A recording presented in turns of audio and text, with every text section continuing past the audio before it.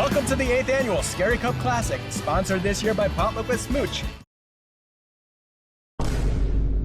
Greetings, friends, and welcome back to the 3-Minute Horror Show. My name is Ben, your host, and I love horror movies. In fact, I watch the bad movies so that you don't have to. You're welcome. Today I'll be reviewing the movie Plankenstein from 2025. An ancient cursed surfboard appears right before the biggest surf competition in Oahu and starts claiming victims. Wow. This movie was written and directed by Dick Diamond. Now he's a Hawaii-based one-stop shop for filmmaking. Not only does he write and direct, he produces, he edits, he does Foley, he does camera work, he does art design, he does everything. And he also seems to know a lot about surf culture. Brah. Dick sent me a screener of this movie, and that's where I've pulled the clips from. Thank you, Dick. Plankenstein is available to stream here in Canada on Bloodstream, Plex, and Tubi. The local cops in Oahu discover the body parts of a dead guy laying near the most messed up looking surfboard you've ever seen. It's stitched together in some spots, has chains coming from it, and it even has a tooth. The police captain Mary Miller and one of her officers, Nahoa, is thinking that it was a shark that killed this guy, so the board gets thrown out by the dumpster. It just so happens that a young guy named Kalani, who works at a surf shack nearby, nabs up the board from the garbage, despite the fact that it appears to be bad mana. He loads it up onto his bike and takes it to work. Now, the characters in this movie use Hawaiian Pidgin interchangeably with traditional English quite a bit. If you're not steeped in the surf culture of Hawaii, you're probably going to have to do a little catch-up work, like I did. A little background on Hawaiian Pidgin. It's an English-based dialect that was developed in the sugar plantations on the islands between the late 1800s and the early 1900s. It was created to allow workers from different countries to communicate with each other as well as the native Hawaiians. Now here are a few of the more popular phrases that might help you understand what's going on in this movie a little bit better. Dakine. This one was the toughest one for me to figure out because it basically means nothing. Like when you can't think of the thing that you want to say. It's abstract. For example, I was watching Dakine on TV last night when my mom called on the phone. Grinds with a Z. This is food. It's a meal. Yummers. Lolo. Crazy or foolish. A good synonym might be loco. Shoots. It means okay or alright. Like if somebody came up and asked me if I wanted to go for ice cream, I'd say shoots. And brah. Brah. You know what that means already, don't you, brah? Brah. It's like calling someone dude, and it's unisex.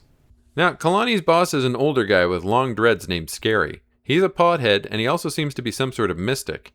He initially doesn't like the looks of this new board, but he decides to put it in his quiver. That's surf talk, I think. Scary goes to bless the thing and gets some spiritual feedback. Not a good sign. Now we're introduced to Lily, her boyfriend Liko, and Liko's friend Brad, who lives on the mainland. Kalani is very interested in Lily, and so is everyone else, because throughout the entire movie, she's referred to as a tuna, and I think they're using that term to slut-shame her. Not cool. Anyways, the board doesn't think that's cool either, because it almost kills Brad when he insults her. Let me give you all a little bit more background on Dick Diamond and this movie, since he was kind enough to send me a press kit along with the screener. Dick Diamond has been living in Hawaii for the past 25 years, and he's been making independent films for 20 of those years. He's made 3 features, an episodic cooking show, and 7 shorts in his time on the islands. Before all of that, though, Diamond spent many years assisting children with special needs. He helped build an orphanage in Ecuador when he was 18 years old, and then he went on to work with the Mercy Corps in Philadelphia helping special needs orphans. After that, he went on to earn a bachelor's degree in psychology, a master's degree in special education, as well as a 3rd degree in filmmaking. This movie was made on a budget of $8,500 American dollars. Most of the actors are first-timers. Most of the props are cobbled together.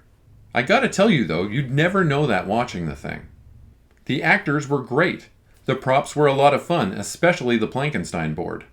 And the effects were cheesy, sure, but they fit the tone of the story perfectly. Thank you again for reaching out to me, Team Plankenstein. Brad wants to sue Scary for the board almost falling on him. Only in America. Scary offers him a free rental instead. Brad takes out Plankenstein and it kills him on the rocks. Yikes! The cycle repeats as people insult Lily, the board almost falls on them, and then manages to kill them on the surf. This is bad news as it's almost time for the Scary Cup, the biggest surf event of the year in Oahu, and the cops haven't been able to figure out what's happening to all these people, or how it relates to Lily. Will the Scary Cup go off without a hitch? Will Plankenstein claim more victims? Will a vegan diet make Liko look like Aquaman? You'll have to watch this one to find out.